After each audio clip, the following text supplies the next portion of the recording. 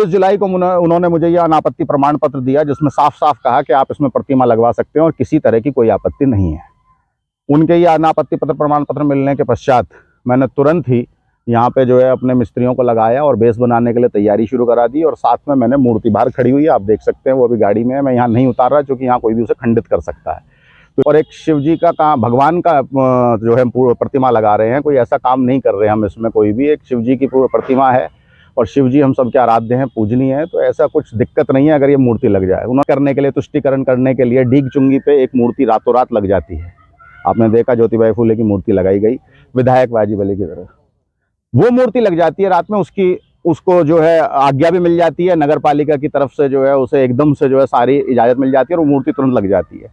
लेकिन जब हम सनातन धर्म के शिव जी आराध्य हैं हमारे, उसकी मूर्ति लगाने को कहते हैं, तो उस पर 1 महीने बाद हमारी अनापत्ति पत्र को निरस्त कर दिया जाता है। तो फिर मैं इसे कोर्ट के माध्यम से इनके पास लीगल नोटिस भेजूंगा और ये लड़ाई मैं कोर्ट के माध्यम से लड़ूंगा। कि सनातन धर्म में हिंदुओं के संग जो खिलवाड़ किया जा रहा है, नगर पालिका द्वारा जिस मूर्ति पर रोक लगाई गई है, उसके खिलाफ हम नोटिस दिला करके एक जन आंदोलन करेंगे और इसको ऊपर तक ले जाएंगे आंदोलन को। इसमें हमारी सनातन धर्म की रक्षा हो सकती है और हमारा मेन मुद्दा भी यही है कि मूर्ति लगनी चाहिए, ये किसी की बाप की बापौती नहीं है। नमस्कार साथियों, मैं अमित कुमार राणा, भारतीय जनता पार्टी राजस्थान से। दोस्तों, मैं आज आपसे एक अपील करना चाहता हूं। जैसा कि आप सब जानते हैं कि इस बार भारतीय जनता पार्टी राजस्थान में प्रचंड बहुमत के साथ आ रही है और मैं चाहता हूं कि आप भी उसकी जीत में हिस्सेदार बने। इस बार आपके विधानसभा क्षेत्र में प्रत्याशी कोई भी हो, अगर वो भारतीय जनता पार्टी का प्रत्याशी है तो उसे वोट देकर जिताएं, कमल के फूल पर ही अपना निशान लगाएं। भाइयों, जैसा कि आप जानते हैं आज गांधी जयंती है, 2 अक्टूबर है, तो सबसे पहले तो आप सबको हार्दिक शुभकामनाएं गांधी जयंती की। जैसा कि हमारे यशस्वी प्रधानमंत्री नरेंद्र मोदी जी भी कहते हैं कि गांधी जी को सबसे बड़ी श्रद्धांजलि होती है अगर आप अपने वक्त में से थोड़ा सा श्रमदान दे के और जो है यहाँ पे अपने आसपास साफ सफाई करें। तो उसी को लेकर आज हमने एक कार्यक्रम किया, छोटा सा, बच्चों को बुलाया और हम सब लोगों ने यहाँ गांधी पार्क में एकत्रित होकर आज गांधी जयंती पे पहले तो जो है यहाँ पे माल्यार्पण करा, फूलों की माला चढ़ाई लाल बहादुर शास्त्री जी को और गांधी जी को। उसके बाद जो है यहाँ पे कुछ सफाई का अभियान चलाया और बच्चों को कुछ प्रसाद वितरित किया। इसके अलावा एक और विषय था आज, जिसके लिए मैं यहाँ पे आज आप सब मीडिया बंधुओं को बुलाया। पहले तो मैं आप सबको एक बधाई देता हूँ जो आप लोगों ने एक एसोसिएशन बनाई है। आपको सभी को, एसोसिएशन वालों को शुभकामनाएं, मीडिया के लोगों को। बहुत अच्छा काम हुआ है ये। जब मैं यहाँ आया था एक पत्रकार के तौर पर राजनीति में आने से पहले, तो मैंने देखा कि यहाँ एसोसिएशन नहीं थी, तो एक विचार रखा था जिसे आप सब लोगों ने माना और अपनी एक एसोसिएशन बनाई। आप सबको बहुत बहुत शुभकामनाएं। अब जो विषय है भाई साहब, वो ये है कि मेरे पास एक लेटर है।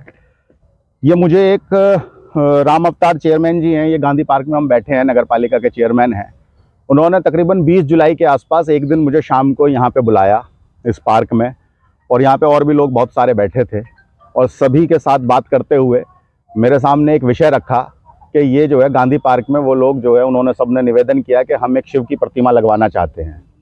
उस शिव की प्रतिमा लगवाने के लिए अगर आप उसमें जो है योगदान करें तो बहुत आपका धन्यवाद होगा। ये कहते हुए उन्होंने आभार प्रकट करते हुए मुझे जो है इसके लिए तैयार किया। श्रावण मास का महीना था जुलाई में, तो मुझे भी लगा कि भोलेनाथ का काम हो रहा है, श्रावण के महीने में मेरे हाथ से मुझे माध्यम बनाया जा रहा है, बड़ी खुशी की बात है। तो मैंने उनकी बात सुनते ही तुरंत हामी भर दी कि मैं ये प्रतिमा लगवाने के लिए तैयार हूँ। लेकिन मैंने उनसे एक वो रखा कि भाई देखिए क्या है, राजनीतिक विषय है, राजनीति यहाँ पे चल रही है आजकल, जो है अभी चुनाव आने वाले हैं, तो कई बार क्या होता है ऐसी चीज़ों पे ऑब्जेक्शन आ जाते हैं।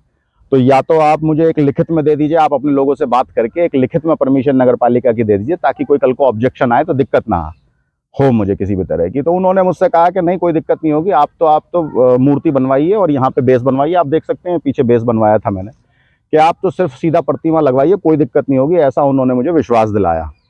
लेकिन फिर भी मैंने कहा कि नहीं, चूंकि मेरे सामने ऐसे पहले भी बहुत प्रकरण हुए हैं, तो मैंने उनसे कहा कि भाई आप ऐसा करिए, एक लिखित में मुझे जो है अनापत्ति पत्र तो दिलवाई दीजिए नगर पालिका से।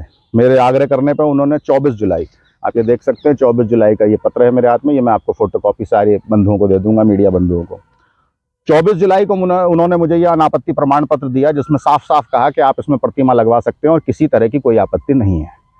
उनके ये अनापत्ति पत्र प्रमाण पत्र मिलने के पश्चात मैंने तुरंत ही यहाँ पे जो है अपने मिस्त्रियों को लगाया और बेस बनाने के लिए तैयारी शुरू करा दी। और साथ में मैंने मूर्ति बाहर खड़ी हुई है, आप देख सकते हैं, वो अभी गाड़ी में है। मैं यहाँ नहीं उतार रहा क्योंकि यहाँ कोई भी उसे खंडित कर सकता है, तो इसलिए वो मूर्ति अभी गाड़ी में ही खड़ी है।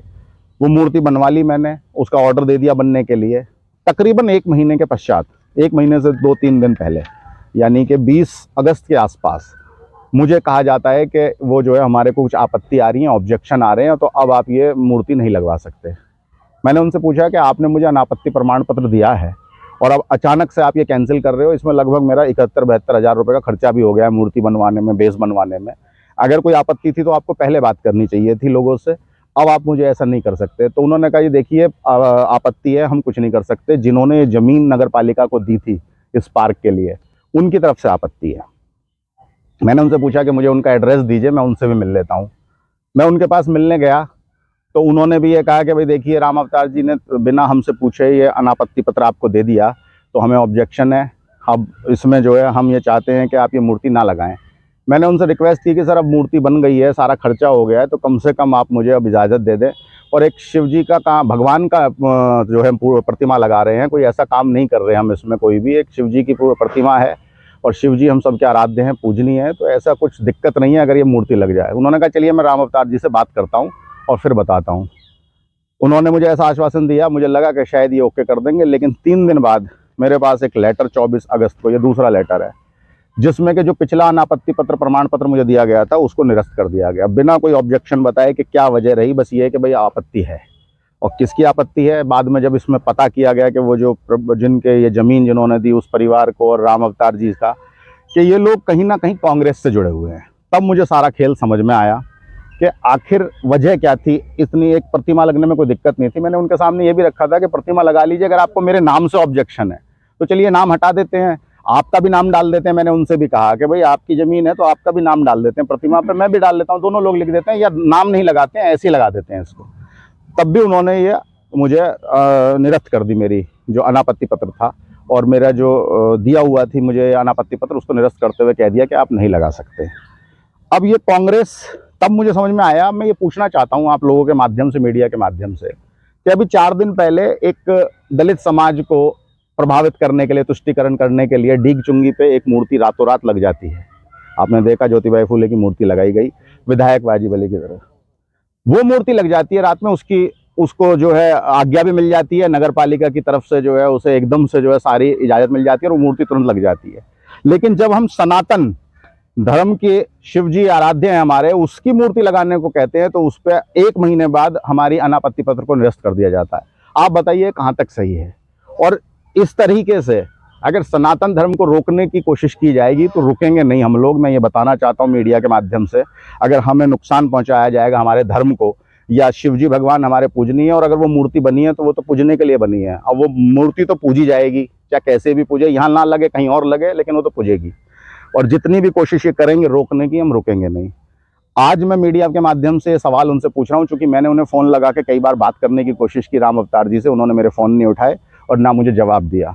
तो आज मैं आप लोगों के माध्यम से ये सवाल उन तक पहुँचाना चाहता हूँ, और अगर ये इसका जवाब नहीं देते हैं, और अगर इसको जो मुझे अनापत्ति प्रमाण पत्र जो दिया था दोबारा से नहीं देते हैं, तो फिर मैं इसे कोर्ट के माध्यम से इनके पास लीगल नोटिस भेजूंगा और ये लड़ाई मैं कोर्ट के माध्यम से लड़ूंगा। और ज़रूरत पड़ी तो मेरे साथ हमारे पूरे वरिष्ठ कार्यकर्ता और वरिष्ठ नेता हमारे भाजपा के और बाकी समाज के सभी लोग जिनके मन में सनातन धर्म के लिए मोहब्बत है, प्यार है, वो सब लोग यहाँ मेरे साथ आएंगे, आंदोलन करेंगे। एक बड़ा आंदोलन इस क्षेत्र में होगा।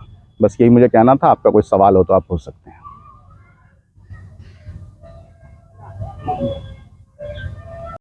शहर मंडल अध्यक्ष नगर, मैं आपको ये बता देना चाहता हूँ कि सनातन धर्म में हिंदुओं के संग जो खिलवाड़ किया जा रहा है, नगर पालिका द्वारा जिस मूर्ति पर रोक लगाई गई है, उसके खिलाफ हम नोटिस दिला करके एक जन आंदोलन करेंगे और इसको ऊपर तक ले जाएंगे आंदोलन को। इसमें हमारी सनातन धर्म की रक्षा हो सकती है, और हमारा मेन मुद्दा भी यही है कि मूर्ति लगनी चाहिए। ये किसी की बाप की बापौती नहीं है जो एक व्यक्ति रोक दे, है कि नहीं। मूर्ति लगनी चाहिए और लगनी चाहिए, ये है बात। धन्यवाद।